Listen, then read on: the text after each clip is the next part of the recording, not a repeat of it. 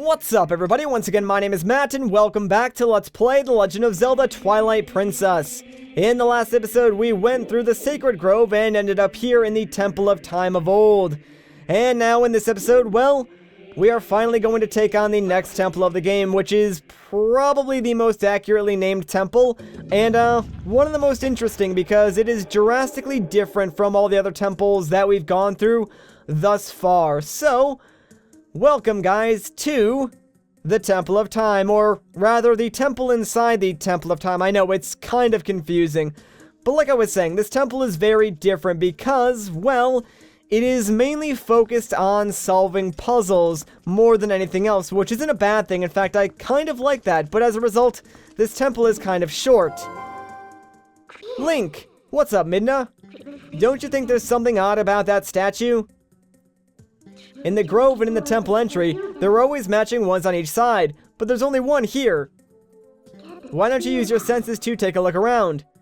Alright, I guess that seems like a good idea, so let's transform into a wolf real quick. We'll put on our senses and see if we can see anything cool. And sure enough, check it out, there's a silhouette of another statue. I knew it! There was one more here originally. We need to find the other statue in this temple that matches that one. Alright, so we have our objective, find the other statue and bring it back here. Let's transform back into a human though, because really not too much we can do in our wolf form.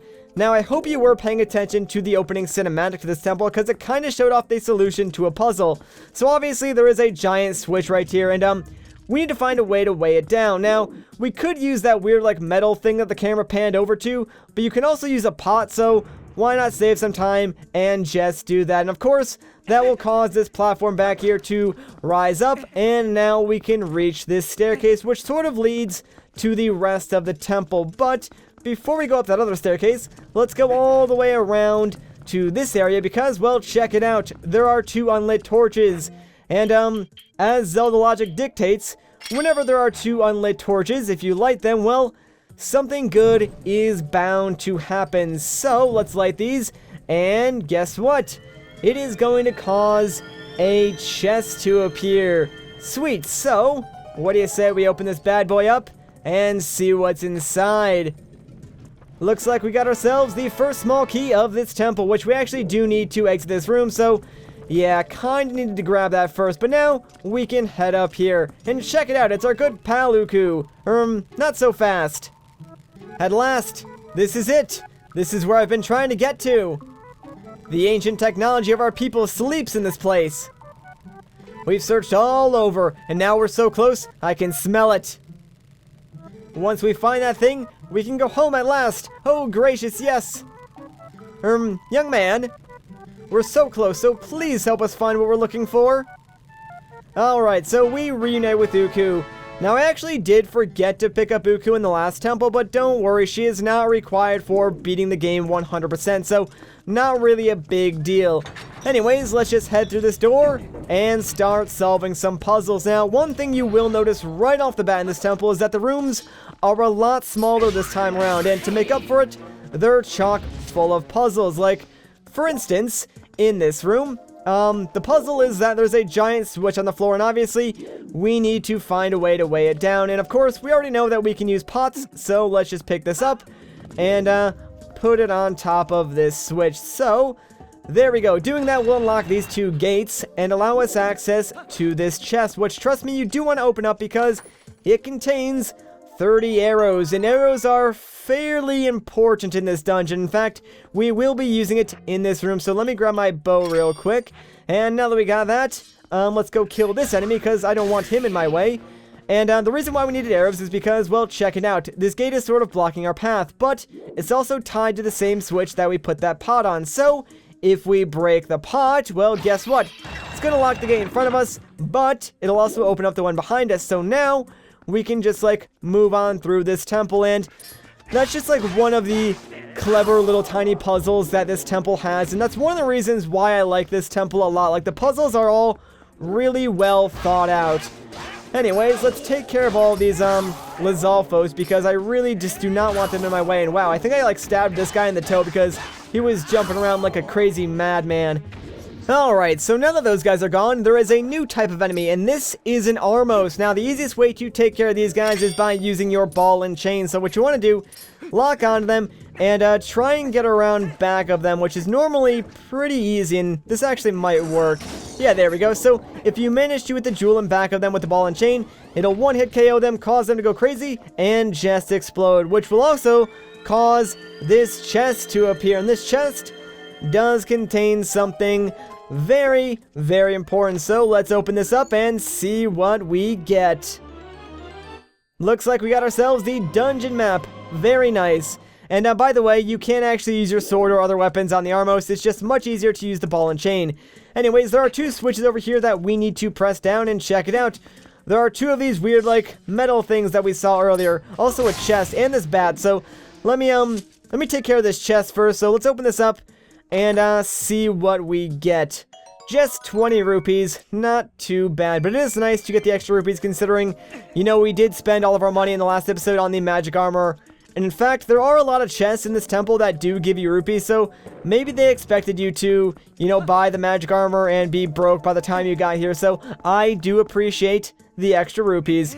Anyways, let's just bring this metal thing over to the last switch, and if we place it down, it will open up this gate, and now we can move on to a new area. And that's sort of like the gimmick of this temple, I guess. Like, solve a puzzle, you know, move on to a new area, solve another puzzle, and then move to a new room. Something like that.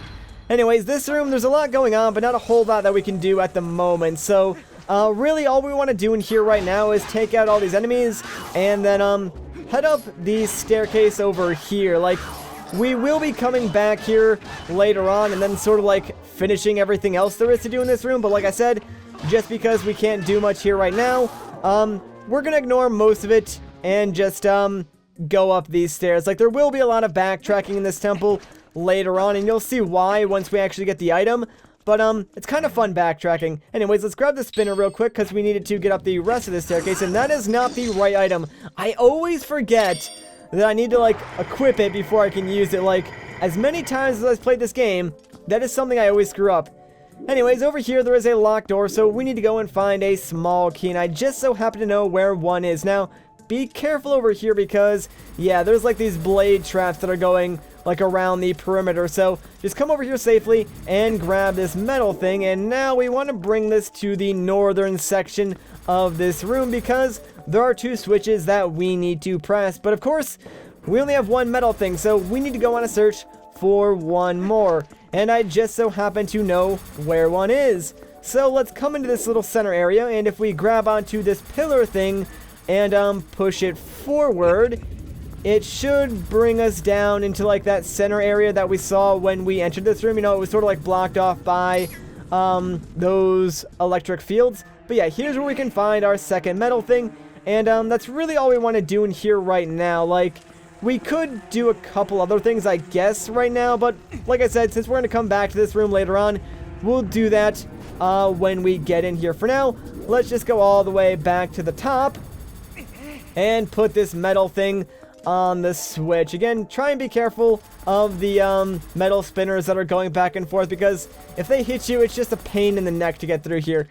Anyways, make sure you're kind of close to that white tiled area before you set this thing down, because as soon as you do, you have like 2 seconds to get on here before it raises up, and if you miss it, you have to repeat that process until you actually make it. Anyways, let's head into this room now, and this is another room that there's really not a whole lot you need to do in, but you can come back here later on and get something pretty dang important. So, let's grab our ball and chain, and we need to kill these two Armos. So yeah, it's really easy to kill these guys. Just sort of like roll past them to wake them up, and then use the ball and chain. Although, yeah, sometimes like you'll get close to them, but they won't wake up. I'm not really sure why that is. Like, it's really weird. There we go, finally. And there you go. Goodbye, my friend. It's a shame too. You just came to life. Anyways, killing those two enemies will cause a chest to spawn. Hooray! Yeah, you can sort of see a pattern here. Now, the Temple of Time is very much about symmetry, so I want to point this out. There's an alcove with a chest in it, and if we turn around, there's another alcove with no chest. So, if we come back here later on, we can actually do something to cause another chest to spawn, and we will do that. But for now, let's open this up and get ourselves a small key. So now we can unlock that locked door that we saw earlier on. But first, let's head up here because, yep, there is another small chest, and I want to open this up because inside we can get another red rupee. Not too bad. Alright, so now we're pretty much done here for now. As I said, we will come back here later on. But now that we got this small key, let's head back into this room. And it's kind of weird because as soon as you go back in here, like, the puzzle resets itself. But not really a big deal. Since we do have the small key already, we don't need to, like, worry about solving anything anyway. So let's just head over to this locked door and move on through. Like, believe it or not, we're kind of close to being, like, halfway done with this temple already, which is kind of crazy. Real quick though, let me actually grab my bow because there is another Beemo over here that I kind of want to kill. So there we go, get him out of our way. And now what you want to do is shoot this green diamond switch, because what this will do is sort of like cause the walls in this room to move to a different area and allow you access to a different part of the room. So we're going to be like moving the walls back and forth periodically. So again, let's just shoot this diamond switch, and there we go. Now we can get over to the other side, and again, there is a Beemo over here, but you know what? If we're fast enough, we can actually avoid him completely. So there we go. And now, make sure you come in here first before you hit the diamond switch and open up this chest, because inside is something very important. It is the dungeon compass. Alright, so now that we got that, let us shoot this diamond switch one final time. And again, the walls move, but now we can go up the staircase to the north and access the next part of this room, which has a puzzle very, very similar to this. But I think we do actually encounter a new enemy, so that's kind of cool, I guess. Look forward to that. But before we encounter him, we gotta take care of this guy, and we've seen him before. He's nothing too special, so one blow, and he is gone now. There's another diamond switch here, so let's see if we can hit this. Come on. This is one downside of using the control stick, but there we go, finally. And yeah, that'll cause the walls to sort of switch place, so obviously, we're gonna be hitting that switch quite a few times to go through this room. Alright, so let's take care of this guy real quick, because yeah, there's the new guy. He's kind of intimidating. He's like a huge armored Lizalfo, and he's kind of hard to fight. What you kind of want to do is get close to him and try and use your helm splitter as much as you possibly can, because that'll sort of like break his guard, allow you a free hit, and then if you're fast enough, you can hit him again after that. But normally like one normal hit and then 3 helm splitters, I think, takes him out. Alright, so now that that is done, let's shoot this diamond switch again. That way we can move on to the next section of this room. And guess what's going to await for us over there? I'll give you 3 guesses. Too late, because it's another armored Lizalfo. So let's start taking this guy out. Ooh, ooh, dang, holy crap. Wow, we broke his guard like perfectly, because he did not stand a chance. Usually that does not happen. Alright, so can I even hit this from over here? Ah, there we go, I can. Sweet. And that should be it for moving the walls. We should be able to get to the next room just fine. Alright, that actually worked out pretty dang well. I'm kind of happy about that. We're actually almost to the mini-boss now, I believe. Like, only a few rooms away, so that's kind of cool. And the mini-boss of this temple is pretty dang interesting. But before we can fight him, we have to fight all of these guys, and these are some of my least favorite enemies to fight. Like, they are so annoying. When you target onto them, yeah, they run away from you. So your best bet for taking them out is by using ranged weapons. So you have a couple of options, like obviously your bow, but you can only take them out one at a time with your bow. You could try and use your ball and chain, which will take out more than one, but it is kind of slower and they can avoid it. So really it's just like pick your poison, because there's really no good way to fight them. I prefer the bow just because even though it is one at a time, you are guaranteed the kill. Like, the ball and chain might be a little bit faster, but you're not always guaranteed to hit your mark. Anyways, once you kill them all, well, a chest is supposed to appear, so apparently we missed one. There you are. Alright, now that they're all dead, a chest should appear. There we go, and this chest isn't even required, actually, so I don't really know why I wasted my time. But, I do believe it does contain rupees, so I guess it was kind of worth it. So let's open this up and get ourselves a purple rupee. Not too bad. So already we have like, yeah, almost 100 rupees just from everything inside this temple. So that's pretty nice, I guess. Alright, so let's head up here because, well, check it out. We got sort of a scale-based puzzle, and as soon as we step on this, yeah, we're going to weigh this side down. But if we grab this metal thing and just toss it up on the other side, it'll sort of even things out. So now we can just like cross over and then hop up here. That's really all you had to do to actually solve the puzzle in this room. It's really, really simple. So let's just head on through here. And oh man, we got ourselves another Beemo that we got to take care of. So let me get rid of him real quick. And this room is actually kind of treacherous, so be careful of all the blade traps that are in this room. Yeah, I totally forgot there was another one going around, but just make your way into the center and then go right. Do not waste like too much time in that room. It's much easier if like you find a pattern that works. That way you can cross through there without too much trouble. Anyways, let's get rid of all of these guys. And like, man, there is so much crazy stuff in this section of the temple. Like, you wouldn't think the Temple of Time would have like, you know, rolling spike things or giant swinging axes. It's kind of crazy. Anyways, let's open up this chest and get ourselves another small key. So now that we got that, actually, let me see if I can jump. Well, that didn't work. I was kind of hoping I would be able to like jump over it and just like land on the other side. But nope, I will time it correctly, and there we go. Let's head over here and grab this metal thing, since there is a switch that we do need to weigh down. And, alright, sweet, we made it. Now let's just activate this switch, and that will deactivate that lightning, and allow us to pass through to the next section. In fact, we're really, really close to the mini-boss room, but we have more of these annoying, like, white enemies that we need to take out. I really have no idea what these guys are called. I think they're like larvae of some sort. Not really sure. So let's just get rid of them all real quick because I really hate them, as you guys know. And after we do get rid of all of them, I believe something will happen. Yes, it will cause a chest to appear. Hooray! We'll open that up in a second. For now, let's actually take out the two Armos in here. So come on, guys. Can you please just come to like the center of the room so I can get behind you and shoot your backs and stuff like that. If you are having trouble like getting around them, yeah, you can't. Whoa, okay, that was not where I wanted to go. But yeah, you can actually just hit them with your ball and chain, and that will sort of stun them. And holy crap, Link, where are you going?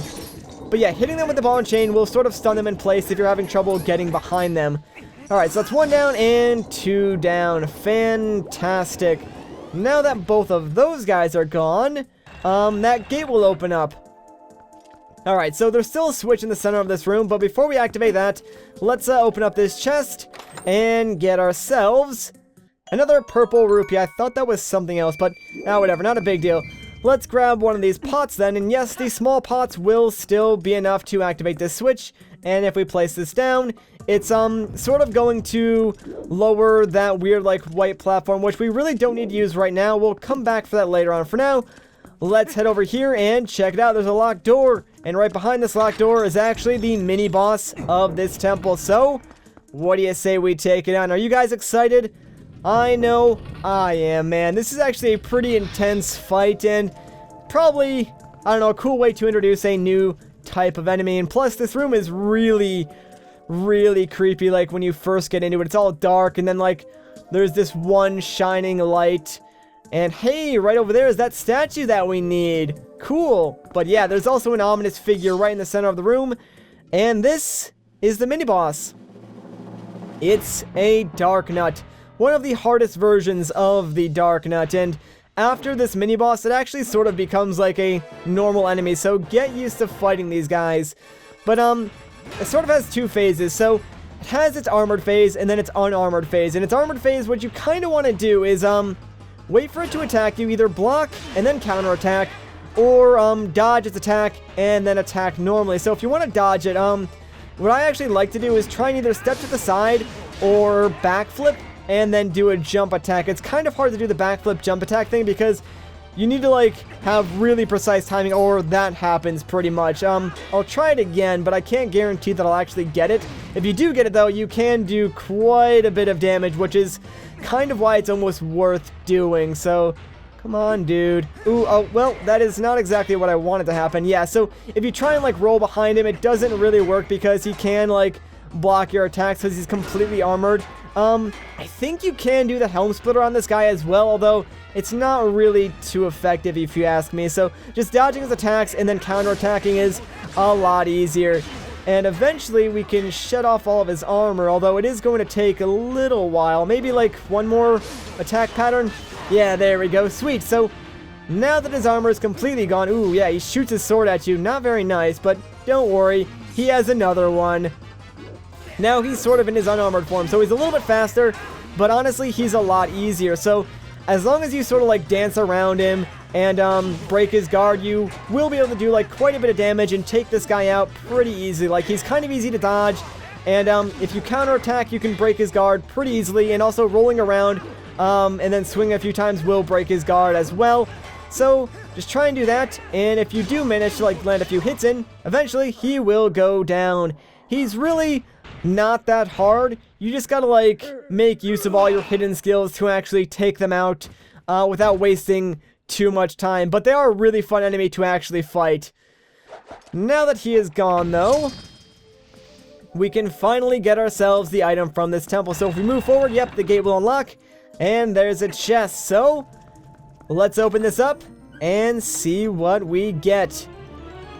We got ourselves another interesting item, the Dominion Rod. So this is really, really cool. I kind of consider it similar to the command melody from Wind Waker, but basically what this allows us to do is take control of inanimate objects. So if we equip this and point it at the statue up there, we can like sort of shoot at that orb, and yeah, it'll cause the statue to come to life and pretty much follow our exact movements. So once we regain control, if we move forward, yeah, the statue will move forward, and if we swing the Dominion Rod, the statue will swing its hammer. So it's kind of cool. One annoying thing is though, the statue doesn't like catch up to you. So if you want it to like walk next to you, you gotta like you know, untake control of it and then retake control of it. Anyways though, if we bring the statue over to this giant bell thing, yeah, it's not really a bell at all. In fact, it's sort of like a teleporter, so that'll bring the statue, you know, outside of this room, and also unlock the door. So that's why there's all those bells you've been seeing throughout the temple. Also, I believe if you hit the bell with your ball and chain, you can actually get like rupees or other things. Didn't really show that off, kind of forgot about it until just now. But anyways, now that we're over here, yep, our statue buddy is over here with us as well. Anyways, though, I think that is going to do it for this episode. If you guys enjoyed this part, a like rating would be greatly appreciated. If you want to see more, consider subscribing. But once again, guys, my name is Matt. Thank you so much for watching, and I'll catch you in the next one.